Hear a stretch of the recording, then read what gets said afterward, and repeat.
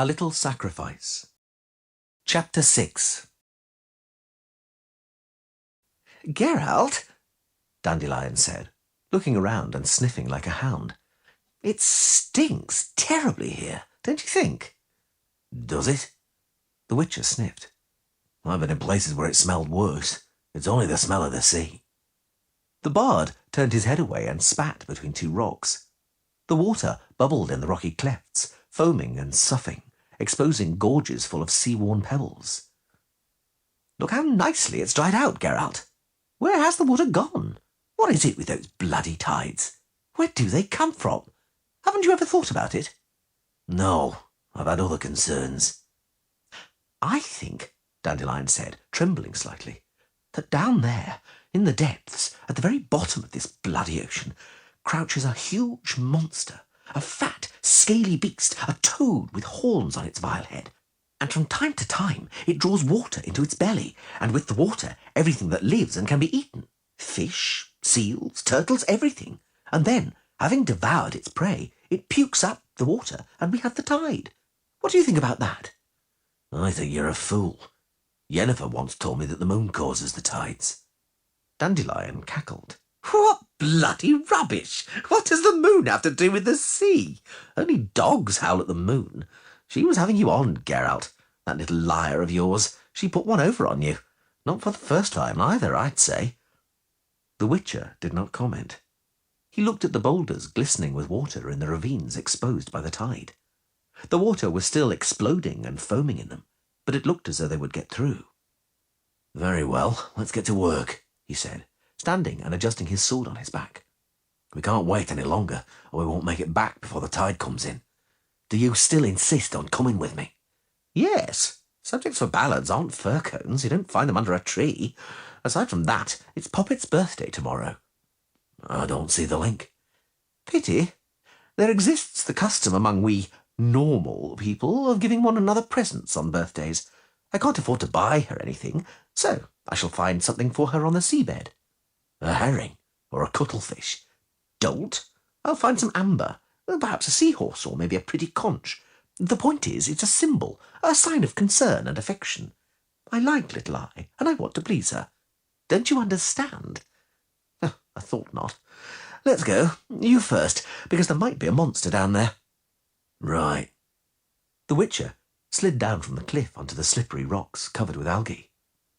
"I'll go first, in order to protect you if needs be, as a sign of my concern and affection. Just remember, if I shout, run like hell and don't get tangled up in my sword. We aren't going to gather seahorses. We're going to deal with a monster that murders people." They set off downwards into the rifts of the exposed seabed, in some places wading through the water still swirling in the rocky vents. They splashed around in hollows lined with sand and bladder-wrack. To make matters worse, it began to rain, so they were soon soaked from head to foot. Dandelion kept stopping and digging around in the pebbles and tangles of seaweed. "Oh, look, Geralt, a little fish. It's all red, by the devil. And here, look, a little eel. And this, what is it? It looks like a great big transparent flea. And this, oh, mother! Geralt!" The Witcher turned around at once, with his hand on his sword. It was a human skull, white, worn smooth by the rocks, jammed into a rocky crevice full of sand. But not only sand. Dandelion, seeing a lugworm writhing in the eye socket, shuddered and made an unpleasant noise. The Witcher shrugged and headed towards the rocky plain exposed by the sea, in the direction of the two jagged reefs known as the Dragon's Fangs, which now looked like mountains. He moved cautiously. The seabed was strewn with sea cucumbers, shells, and piles of bladder-wrack. Large jellyfish swayed and brittle stars whirled in the rock pools and hollows. Small crabs as colourful as hummingbirds fled from them, creeping sideways, their legs scurrying busily. Geralt noticed a corpse some way off, wedged between the rocks. The drowned man's chest could be seen moving beneath his shirt and the seaweed, though in principle there was no longer anything to move it. It was teeming with crabs, outside and inside. The body could not have been in the water longer than a day, but the crabs had picked it so clean it was pointless examining it closer. The Witcher changed direction without a word, giving the corpse a wide berth. Dandelion did not notice anything. "Why, but it stinks of rot here," he swore, trying to catch up with Geralt. He spat and shook water from his bonnet. "And it's tipping down, and I'm cold. I'll catch a chill and lose my bloody voice." "Stop moaning. If you want to go back, you know the way." Right beyond the base of the dragon's fangs stretched out a flat, rocky shelf, and beyond it was deep water, the calmly rippling sea, the limit of the tide. "Ha, Geralt," Dandelion said, looking around. "I think that monster of yours had enough sense to withdraw to the high sea with the tide, and I guess you thought it'd be lazing about here somewhere, waiting for you to hack it to pieces?" "Be quiet." The Witcher approached the edge of the shelf and knelt down, cautiously resting his hands on the sharp shells clinging to the rocks. He could not see anything. The water was dark, and the surface was cloudy, dulled by the drizzle. Dandelion searched the recesses of the reefs, kicking the more aggressive crabs from his legs, examining and feeling the dripping rocks, bearded with sagging seaweed and specked with coarse colonies of crustaceans and mollusks. "Hey, Geralt!" "What?" "Look at those shells. They're pearl oysters, aren't they?" "No." "Know anything about them?" "No." "So keep your opinions to yourself until you do know something. They are pearl oysters, I'm certain. I'll start collecting pearls. At least there'll be some profit from this expedition, not just a cold. Shall I begin, Geralt?" "Go ahead. The monster attacks pearl divers. Pearl collectors probably fall into the same category." "Am I to be bait?" "Start collecting. Take the bigger ones, because if you don't find any pearls, we can make soup out of them." "Forget it. I'll just collect pearls. Fuck the shells." "Damn it, bitch. How do you bloody open it? Do you have a knife, Geralt?" "Haven't you even brought a knife?" "I'm a poet, not some knifer. Oh, to hell with it. I'll put them in a bag and we'll get the pearls out later. Hey, you, scram!" He kicked off a crab, which flew over Geralt's head and splashed into the water. The Witcher walked slowly along the edge of the shelf, eyes fixed on the black, impenetrable water. He heard the rhythmic tapping of the stone Dandelion was using to dislodge the shells from the rock. "Dandelion, come and look." The jagged, cracked shelf suddenly ended in a level, sharp edge, which fell downwards at an acute angle. Immense, angular, regular blocks of white marble, overgrown with seaweed, mollusks and sea anemones swaying in the water like flowers in the breeze, could clearly be seen beneath the surface of the water. "What is it?" "They look like steps." "Because they are steps," Dandelion whispered in awe. They're steps leading to an underwater city, to the legendary Is, which was swallowed up by the sea. Have you heard the legend of the city of the chasm, about Is beneath the waves? I shall write such a ballad the competition won't know what's hit them. I have to see it up close. Look, there's some kind of mosaic. Something is engraved or carved there. Some kind of writing? Move away, Geralt." "Dandelion, that's a trench. You'll slip off." "Never mind, I'm wet anyway. See, it's shallow here, barely waist deep on this first step, and as wide as a ballroom. Oh, bloody hell!" Geralt jumped very quickly into the water and grabbed the bard who had fallen in up to his neck. "I tripped on that shit," Dandelion said, gasping for air, recovering himself and lifting a large flat mollusk dripping water from its cobalt blue shell, overgrown with threads of algae. "There's loads of these on the steps. It's a pretty colour, don't you think? Grab it and shove it in your bag. Mine's already full."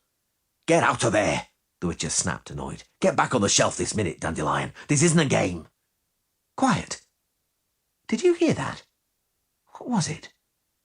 Geralt heard it. The sound was coming from below, from under the water. Dull and deep, although simultaneously faint. Soft, brief, broken off. The sound of a bell. "It's a bloody bell," Dandelion whispered, clambering out onto the shelf. "I was right, Geralt. It's the bell of the sunken Is, the bell of the city of monsters, muffled by the weight of the depths. It's the damned reminding us, Will you shut up?" The sound repeated, considerably closer. "Reminding us," the bard continued, squeezing out the soaking tail of his jerkin, "of its dreadful fate. That bell is a warning." The Witcher stopped paying attention to Dandelion's voice and concentrated on his other senses. He sensed something. "It's a warning," Dandelion said, sticking the tip of his tongue out, as was his custom when he was concentrating. "A warning because... so we would not forget. Oh, I've got it. The heart of the bell sounds softly. It sings a song of death which can be borne more easily than oblivion." The water right next to the Witcher exploded. Dandelion screamed. The goggle-eyed monster emerging from the foam aimed a broad, serrated, scythe-like blade at Geralt. Geralt's sword was already in his hand from the moment the water had begun to swell, so now he merely twisted confidently at the hips and slashed the monster across its drooping, scaly dewlap. He immediately turned the other way, where another creature was churning up the water. It was wearing a bizarre helmet and something resembling a suit of armour made of tarnished copper. The Witcher parried the blade of the short spear being thrust towards him with a broad sweep of his sword, and with the momentum the parry gave him, struck across the ichthyoid reptilian toothy muzzle. He leapt aside towards the edge of the shelf, splashing water. "Fly, Dandelion! Give me your hand! Fly, damn it!" Another creature emerged from the water, the curved sword whistling in its rough green hands. The Witcher thrust his back against the edge of the shellfish-covered rock, assumed a fighting position, but the fish-eyed creature did not approach. It was the same height as Geralt. The water also reached to its waist, but the impressively puffed-up comb on its head and its dilated gills gave the impression of greater size. The grimace distorting the broad maw, armed with teeth, was deceptively similar to a cruel smile. The creature, paying no attention to the two twitching bodies floating in the red water, raised its sword, gripping the long hilt without a crossguard in both hands. Puffing up its comb and gills even more, it deftly spun the blade in the air. Geralt heard the light blade hiss and whir. The creature took a pace forward, sending a wave towards the Witcher. Geralt took a swing and whirled his sword in response, and also took a step, taking up the challenge. The fish-eyed creature deftly twisted its long-clawed fingers on the hilt and slowly lowered its arms, which were protected by tortoiseshell and copper, and plunged them up to its elbows, concealing the weapon beneath the water. The Witcher grasped his sword in both hands, his right hand just below the crossguard, his left by the pommel, and lifted the weapon up and a little to the side, above his right shoulder. He looked into the monster's eyes, but they were the iridescent eyes of a fish, eyes with spherical irises glistening coldly and metallically, eyes which neither expressed nor betrayed anything, nothing that might warn of an attack. From the depths at the bottom of the steps, disappearing into the black chasm, came the sound of a bell. Closer and closer, more and more distinct. The fish-eyed creature lunged forward, pulling its blade from under the water, attacking as swiftly as a thought with a montant thrust. Geralt was simply lucky. He had expected the blow to be dealt from the right. He parried with his blade, directed downwards, powerfully twisting his body, and rotated his sword, meeting the monster's sword flat. Now everything depended on which of them would twist their fingers more quickly on the hilt, who would be first to move from the flat, static impasse of the blades to a blow whose force was now being generated by both of them, by shifting their body weight to the appropriate leg. Geralt already knew they were as fast as each other. But the fish-eyed creature had longer fingers. The Witcher struck it in the side above the hips, twisted into a half-turn, smote, pressing down on the blade, and easily dodged a wide, chaotic, desperate, and clumsy blow. The monster, noiselessly opening its ichthyoid mouth, disappeared beneath the water, which was pulsating with crimson clouds. "Give me your hand, quickly!" Dandelion yelled. "They're coming! A whole gang of them! I can see them!" The Witcher seized the bard's right hand, and Dandelion hauled him out of the water onto the rocky shelf. A broad wave splashed behind him. The tide had turned. They fled swiftly, pursued by the swelling wave. Geralt looked back and saw numerous other fish-like creatures bursting from the water, saw them giving chase, leaping nimbly on their muscular legs. Without a word, he speeded up. Dandelion was panting, running heavily and splashing around the now knee-high water. He suddenly stumbled and fell, sloshing among the bladder wrack, supporting himself on trembling arms. Geralt caught him by the belt and hauled him out of the foam, now seething all around them. "Run!" he cried. "I'll hold them back." "Geralt, run, Dandelion!" The water's about to fill the rift, and then we won't get out of here. Run for your life!" Dandelion groaned and ran. The Witcher ran after him, hoping the monsters would become strung out in the chase. He knew he had no chance taking on the entire group.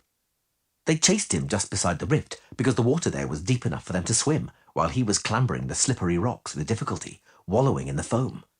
In the rift, however, it was too tight for them to assail him from all sides. He stopped in the basin where Dandelion had found the skull. He stopped and turned around and calmed down.